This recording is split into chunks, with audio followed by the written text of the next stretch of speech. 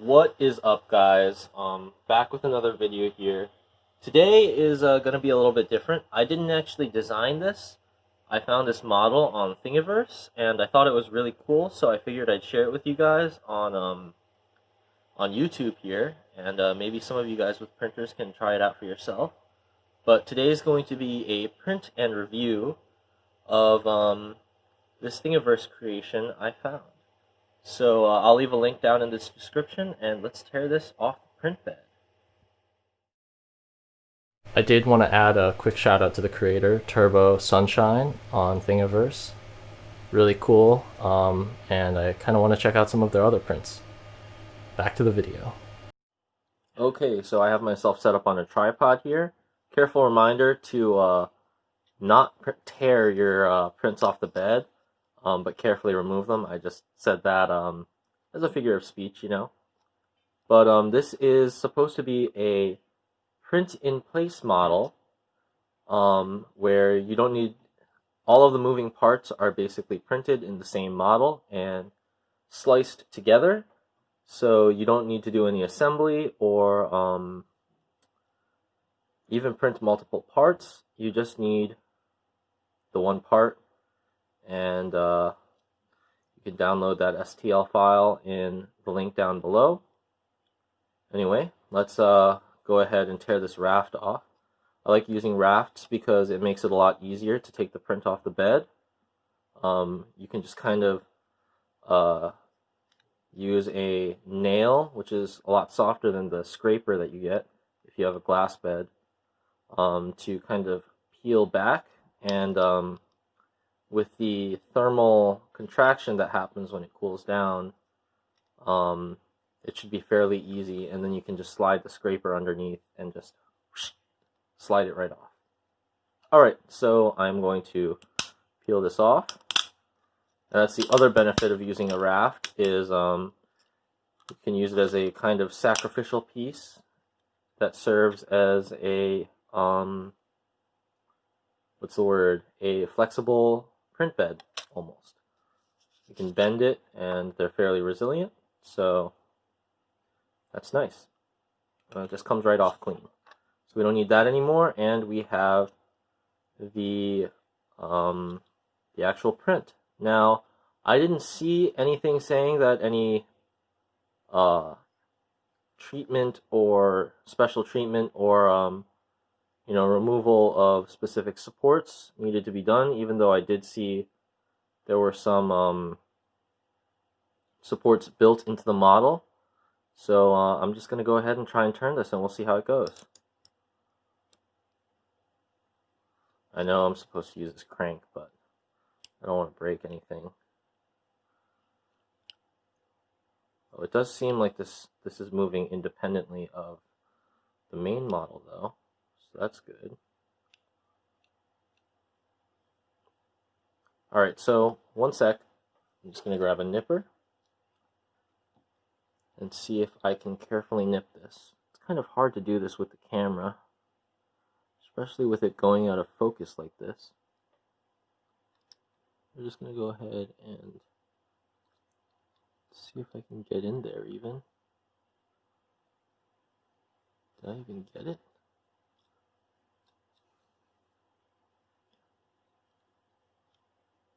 Looks like that one's not there.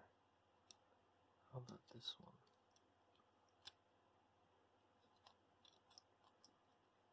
Hoping I'm not breaking anything terribly important. This was a 3-hour print, which I understand is not long in the grand scheme of prints, but I hate to wait an extra 3 hours for another one. So you can see that this is moving independently.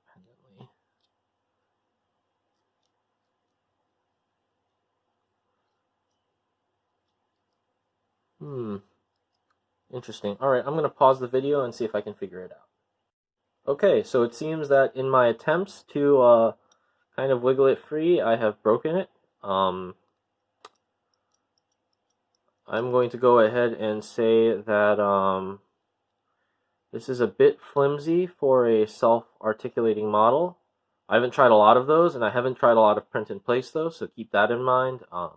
Not very experienced, and I could just be spewing out hot nonsense. But as far as I know, the built-in support is too stiff considering the actual strength of the moving parts that aren't supports.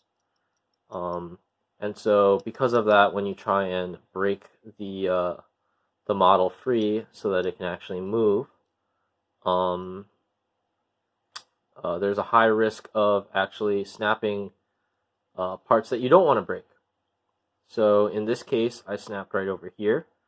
Camera's going out of focus again. I don't know why. Come on, work with me here. I'm really sorry about this. Let's see if I can tap it. And there we go. So right over here, this piece kind of snapped free, and I got hopeful for a second, but it actually turns out that the journal snapped right over here. So it looks like this crank is independent of this crank thing is independent of the actual crank shaft. So doesn't mean we can't actually turn it if we manage to break this free, but it doesn't seem like that's going to happen. So you can see the piston moving a little bit. I'm going to be right back, and I'm going to try and use some heavier tools. The reason why I am kind of reluctant to start just cutting things is because it is a tight space and it might be difficult to cut something without damaging something you don't want to damage. Anyway, I'll be right back. Alright, so I brought a set of pliers, and these are fairly strong, so let's give it a go.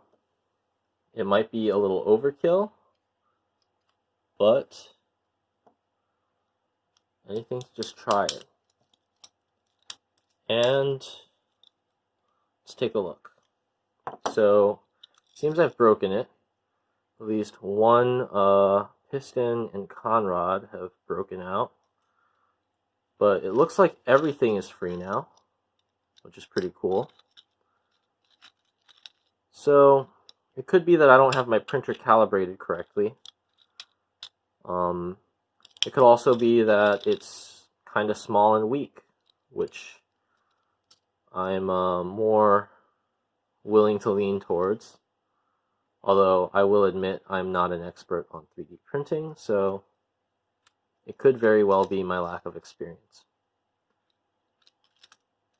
Anyway, I think this is an awesome model.